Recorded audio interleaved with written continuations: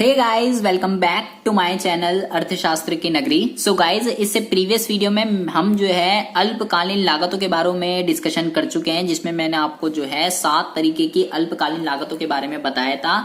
मैं भी आपने ईमानदारी से जो है वीडियो देखी है। अगर आपने ईमानदारी से वीडियो देखी है तो बहुत अच्छी बात है। अगर आपने ईमानदारी से वो वीडियो नहीं देखी है तो मेरे भाई सबसे पहले आप उस वीडियो को देखकर आइए, क्योंकि आपके लिए वो वीडियो को देखना बहुत ही ज्यादा जरूरी है। आज का मुद्दा आपको तभी समझ में आने वाला है अगर आपने प्रीवियस वीडियो देखी है, वरना आपको कुछ भी समझ में नहीं आने वाला है, मुद्दा ऊपर से चला जाएगा। ठीक है, तो प्रीवियस वीडियो में मैंने आपको ये बताया था कि जो एमसी कर्व है वो एसी कर्व को और एबीसी कर्व को उसके मिनिमम पॉइंट पर जो है क्या करता है, इंटरसेक्ट करके जो है जाता है। ठीक है, तो आज हम इस वीडियो के अंदर जो डिस्कशन करने वाले हैं वो करने वाले हैं एमसी और एसी के रिलेशन के बारे में, with curve with theoretical part, साथ के साथ एमसी और एबीसी कर्व के बारे में, विद कर्व और विद थ्योरेटिकल, क्या क्या इसके बीच में रिलेशन होता है, कैसे ये इसको जो है इसके मिनिमम पॉइंट पे इंटरसेक्ट करता है और क्यों। ठीक है, देखिए सबसे पहले आपको डायग्राम तो दिख ही रहा होगा। प्रीवियस वीडियो में हम सारे के सारे डायग्राम सीख चुके हैं कि कौन सा डायग्राम कैसे बनता है, क्यों बनता है। ठीक है, जैसे कि आप देख रहे हो, ये मैंने जो है एक एसी कर्व को ड्रॉ कर लिया है जो कि यू शेप्ड का आपको दिख ही रहा है, और एमसी कर्व जो है वो भी आपको यू आकृति का दिख रहा है। ठीक है, दोनों की दोनों यू आकृति के होते हैं, एसी कर्व भी और एमसी कर्व भी। क्यों होते हैं? परिवर्ती अनुपात के प्रतिफल के नियम के कारण दोनों के दोनों जो कर्व हैं वो आपके यू आकृति के होते हैं। ठीक है, अच्छा जी, अब यहाँ पे देखने वाली बात ये है कि जब देखो गाइस, जोन सा कर्व नीचे होता है, जोन सा कर्व नीचे होता है, एमसी कर्व नीचे है और एसी कर्व ऊपर है, मतलब एमसी की वैल्यू कम होती है, मतलब कि उसकी वैल्यू कम है उस वाले कर्व से। मतलब ये वाला जो पोर्शन है यहाँ पर क्या है, जो एमसी है वो कम है एसी से, एमसी जो है वो कम है एसी से।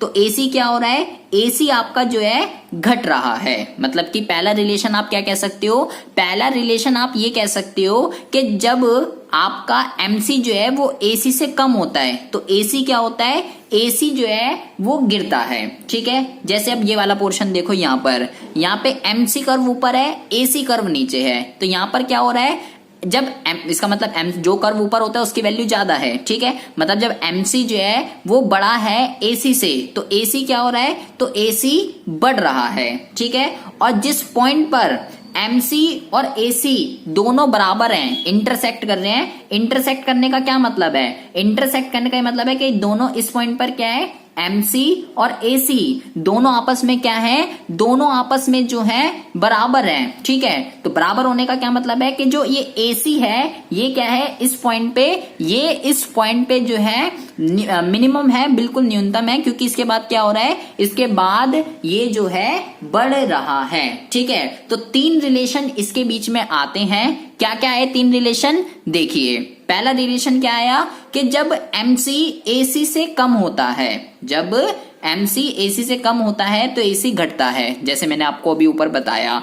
जब एमसी एसी से अधिक होता है तो एसी क्या होता है, तो एसी बढ़ता है, वो भी हमने आपको बताया। और जब एमसी एसी के बराबर होता है तो एसी क्या होता है, तो एसी न्यूनतम होता है, मिनिमम होता है उस पॉइंट पर जहां पर ये इसको इंटरसेक्ट कर जाता है। ठीक है, देखिए यहाँ पर जब एमसी कर्व जो है वो एसी कर्व से कम है, ठीक है, तो आप ये कह सकते हो जब एमसी एसी से कम होता है तो ये एमसी कर्व क्या करता है, एसी कर्व को भी ये कह सकते हो नीचे की तरफ जो है पुल डाउन करता है। ठीक है, और जब एमसी कर्व एसी से ज्यादा है, जब एमसी एसी से ज्यादा है तो एमसी कर्व क्या करता है, एसी कर्व को भी ऊपर की तरफ पुल करता है। ठीक है, जब कम है तो नीचे की तरफ करता है, और जब ज्यादा है तो ऊपर की तरफ उसको पुल डाउन करता है। ठीक है, और मिनिमम पॉइंट पर क्या करता है, मिनिमम पॉइंट पर जो है इसको इंटरसेक्ट करता है। तो अगर आपके एग्जाम में